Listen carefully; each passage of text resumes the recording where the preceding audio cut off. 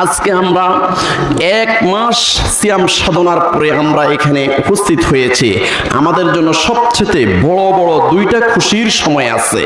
রাসূলুল্লাহ সাল্লাল্লাহু আলাইহি সাল্লাম বলেন, লিস-সাইমি ফারহাতান, ফারহাতুন ইনদা ফিতরিহি ওয়া ফারহাতুন ইনদা লিকাই রাব্বিহি।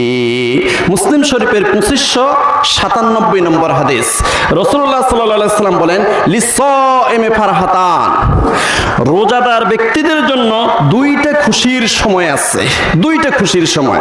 ফারহাতুন ইনদা ফিতরিহি, একটা হলো ফিতরের সময়, ওয়া ফারহাতুন ইনদা লিকাই রাব্বিহি, আরেকটা হলো আল্লাহর সাক্ষাৎ যেদিন পাবে ওই সাক্ষাতের দিন হলো সবচেয়ে বড় খুশির সময়।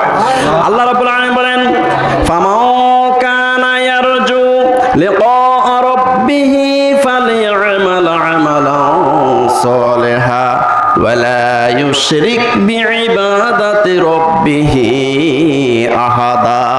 সূরা কাহাফ আয়াত নম্বর 110।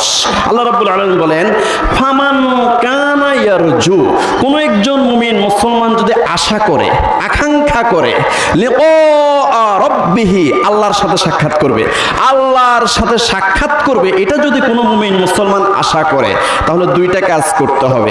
ফালইয়ামাল আমালান সালিহা, তাকে নেক আমল করতে হবে। 24 ঘন্টা আল্লাহর হুকুমের কাছে নত থাকতে হবে। রাসূলুল্লাহ সাল্লাল্লাহু আলাইহি সাল্লামের সুন্নতের উপরে তার জীবন যাপন করতে হবে। ফালইয়ামাল আমালান সালিহা ওয়ালা ইউশরিক বিইবাদাতি রাব্বিহি আহাদা। 2 নম্বর হলো, ওই ব্যক্তি কখনো আল্লাহর ইবাদতের সাথে শিরিক করতে পারবে না।